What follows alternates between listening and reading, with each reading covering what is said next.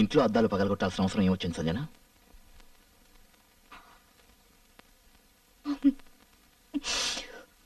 అతను నన్ను మోసం చేశాడు. నేను బాగా నిద్రపోతున్నప్పుడు నన్ను మెల్లిగా తాకడం మొదలుపెట్టాడు.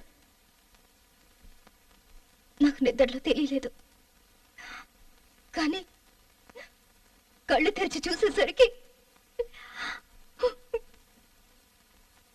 నా మీద నాకే అసహ్యం వేసింది. తర్వాత కోపంతో ఇంట్లో ఉన్న వస్తువులని పగలగొట్టాను. సంజన, నువ్వు ఇప్పుడే ఈ క్షణమే హాస్పిటల్ జాయిన్ అవ్వు. ఎందుకు? హాస్పిటల్కి ఎందుకు? నేనేం పేషెంట్ని కాదు. నేను నిన్ను అలా అనట్లేదు, నువ్వు పేషెంట్ అని. నేనైతే ఇదే అనుకుంటున్నాను. నువ్వు హాస్పిటల్లో జాయిన్ అయితే పరీక్షలు చేద్దామన్న అభిప్రాయం. అంతకంటే నువ్వు ఇవి అనుకోవద్దు.